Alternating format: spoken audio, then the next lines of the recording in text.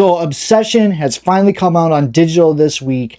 I bought it. I sat down. I watched it. We need to talk about this one because this one is something special. It is a masterpiece. Johnny Talks Movies.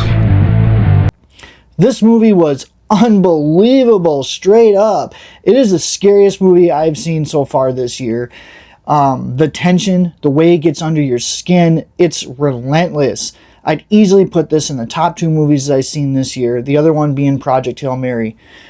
If you're into horror, this one actually sticks. You need to drop everything right now and go watch this one. It's out on digital.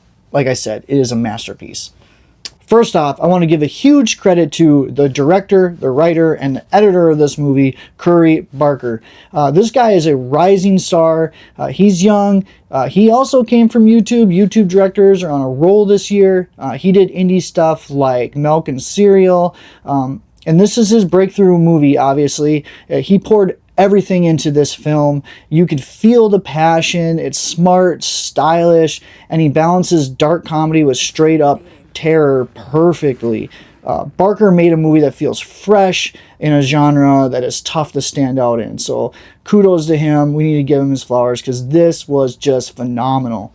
The cast kills it across the board. Michael Johnston as Bear is so relatable and awkward in the best and worst ways. I mean, you really see how the nice guy side of him just kind of unravels. Cooper Thompson and Megan Lawless bring the friend group energy, and they were awesome in it. But let's be honest, guys. The one who steals the entire movie is Inde Navarrette as Nikki. Holy cow. She goes from the charming best friend to this completely unhinged, terrifying force. The range she shows, the shifts, and the manic energy, the heartbreak underneath that's happening with her, it's Oscar worthy. I'm calling it right now. She is probably going to get some serious award attentions for her performance in this, even in the horror genre. She carries the emotional weight and the horror so perfectly. Talk about flowers. Give this woman all her flowers. She was amazing. The script is incredibly well made. It is a classic monkey paw story, wishing for your crush to love you back. But Barker twists it into something dark, sinister, and something deeply psychological, right? So our main character, Bear, he's this shy, hopeless romantic, and he has this longtime crush, Nikki, but he's too afraid of rejection, right? So we can relate to this, right?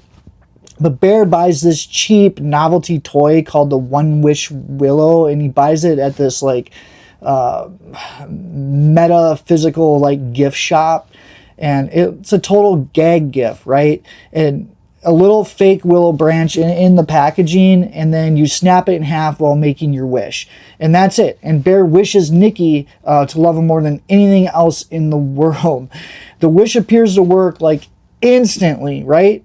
But Nikki's sudden intense obsession quickly turns dark, possessive, and dangerously unhinged into... Yeah, it's just crazy. This movie is wild, right? And then so Bear's dream, kind of comes true rapidly, but it spirals into a nightmare, right? That forces him to confront his horrifying consequences of getting exactly what he asked for, right? So the dialogue feels natural. The pacing builds masterfully, from fun hangout vibes to pure nightmare feel. Every setup in this movie just pays off, I feel. No wasted scenes. It is a tight, smart, and... the best part is I think the rewatchability for this movie is high, and it's up there. I can't praise this movie enough. Just wild. The plot's simple, but it's just perfect. So, and get this with this movie, right? The buzz for this movie, the word of mouth was so crazy.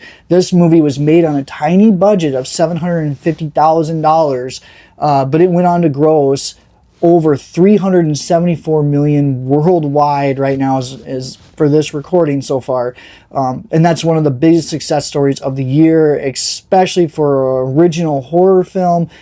It proves that audiences are hungry for fresh, original stories like this. Like we are, right? We love original stories like this that just land.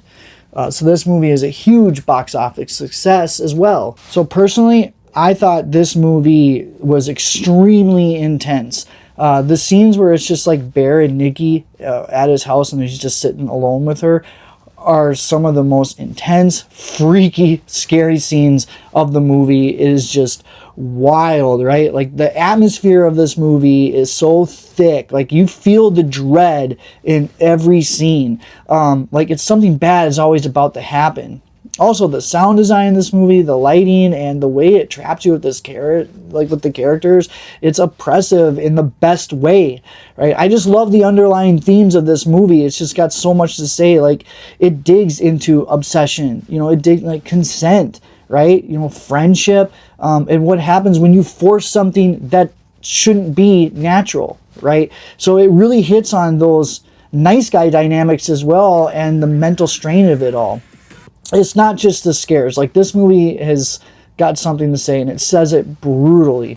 So overall, guys, like, this film makes you question like how far you would go for love and the cost of forcing someone's feelings, right? This movie, like I said, is a must-watch movie. Like, you guys, drop what you're doing right now. Go buy it on digital. Check it out. Let me know in the comments below what you guys saw of this movie. I'd love to get that rolling in the comment section. I'd like to hear what other people think about this movie. And as always, if you like this channel, like and subscribe. Until next time, guys.